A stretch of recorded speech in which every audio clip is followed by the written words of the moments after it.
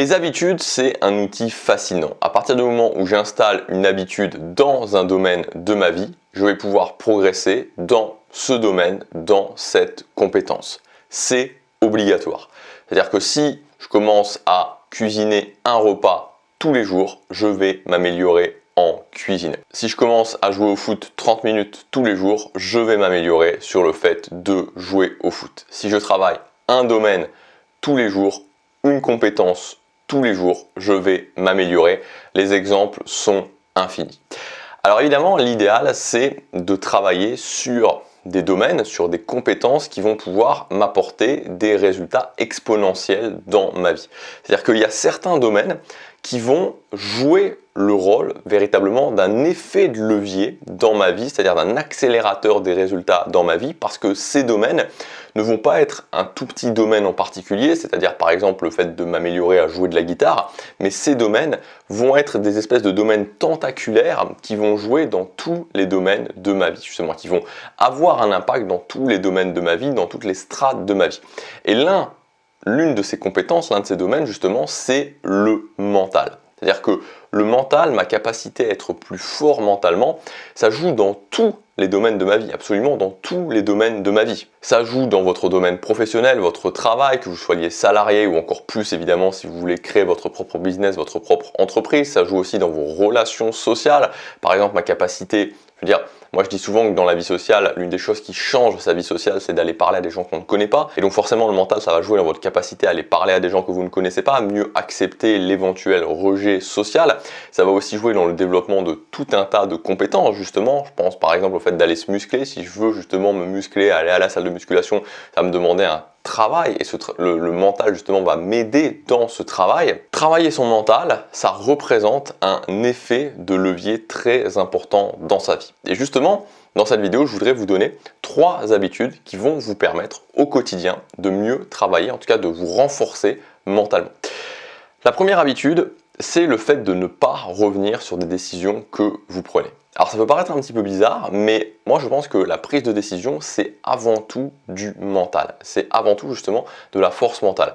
Et donc moi ce que je voudrais vous inviter à faire, l'exercice que je voudrais vous inviter à faire aujourd'hui, que l'habitude en fait que je voudrais vous inviter à mettre en place dans votre vie, c'est que quand vous prenez une décision, prenez votre décision de la façon dont vous le souhaitez, en réfléchissant de la façon dont vous le souhaitez, avec la technique que vous souhaitez pour prendre vos décisions, que ce soit des petites décisions, que ce soit des décisions un petit peu plus importantes. Mais ensuite, une fois que vous avez pris cette décision, n'y revenez plus. Voilà, je décide, et ensuite, une fois que j'ai décidé, je n'y reviens plus. Et même si j'ai envie d'y revenir, même s'il y a plein de choses qui me disent oui, que le bruit mental s'agite, non, je n'y reviens plus. Donc la première chose pour travailler votre mental au quotidien, c'est décider, et ensuite n'y revenez plus. La deuxième chose pour travailler votre mental au quotidien, deuxième habitude pour travailler votre mental au quotidien, c'est d'appliquer ce que j'appelle, ce qui est appelé le locus de contrôle. Donc le locus de contrôle, qu'est-ce que c'est? C'est tout simplement cette idée qu'il y a plein d'événements qui peuvent m'arriver dans la vie qui sont concrètement en dehors de mon contrôle. Plein de choses qui peuvent m'arriver qui ne sont pas forcément, où je peux avoir une responsabilité, mais certaines fois qui sont complètement en dehors de notre contrôle. Par exemple, on a vu ce qui a pu se passer avec la pandémie, le Covid, en dehors du contrôle. Mais voilà, dans ma vie au quotidien en tant que personne, il y a beaucoup d'événements, la plupart des événements qui vont arriver qui ne sont pas sous mon contrôle, ou en tout cas, j'avais peut-être une certaine responsabilité, mais au final ça arrive et c'est pas moi qui ai pris la décision, ce n'était pas sous mon contrôle. Et donc en fait l'idée du locus de contrôle justement c'est de mettre en place un filtre et de se dire par rapport à ces événements là, je vais à chaque fois non pas me concentrer sur les choses qui ne sont pas sous mon contrôle, mais me concentrer sur la partie sur laquelle j'ai le contrôle. Donc voilà, si par exemple je me retrouve dans une situation où mon copain, ma copine me dit qu'il veut me quitter par exemple, c'est pas forcément quelque chose sur lequel j'ai le contrôle. Peut-être même que j'étais quelqu'un qui, peut-être même que la relation se passait bien, peut-être que j'avais pas forcément quelque chose à me reprocher, mais voilà, ça arrive et c'est pas sous mon contrôle. Voilà, j'ai la nouvelle qui arrive, mon copain ou ma copine veut me quitter, c'est pas sous mon contrôle. Mais si je commence à me dire, ok, mais pourquoi, mais voilà, je voulais pas que ça arrive et pourquoi ça arrive et je commence à me concentrer sur ces choses-là, je rentre en fait dans une spirale infinie de négativité, de tristesse, de souffrance, et ça va me servir strictement à rien. Et donc l'idée, c'est plutôt de se dire, alors là je prends un exemple extrême évidemment, et de se dire, ok, maintenant, ok, c'est arrivé, sur quoi j'ai le contrôle?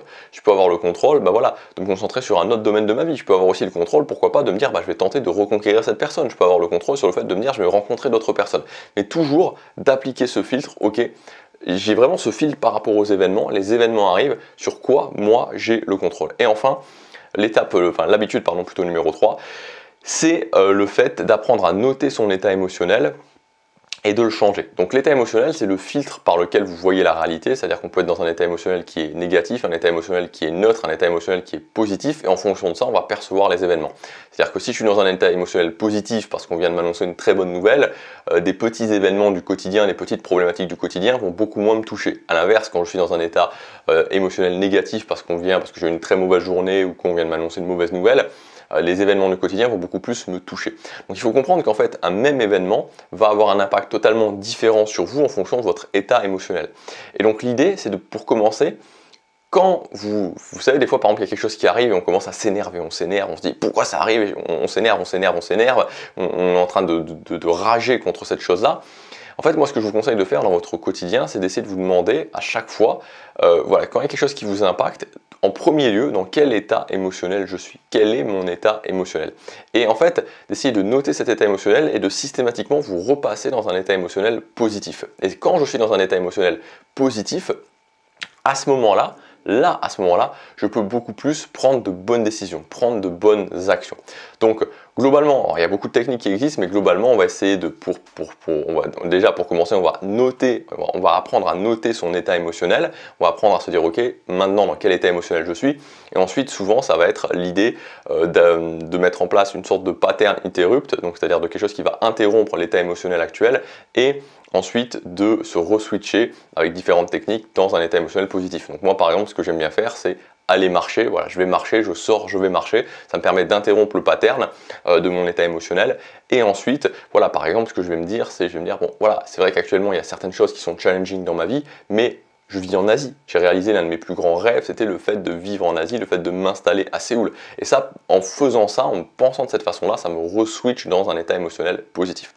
Donc voilà pour ces 3 choses que vous pouvez mettre en place, ces 3 habitudes à mettre en place dans votre quotidien qui vont travailler en profondeur votre mental.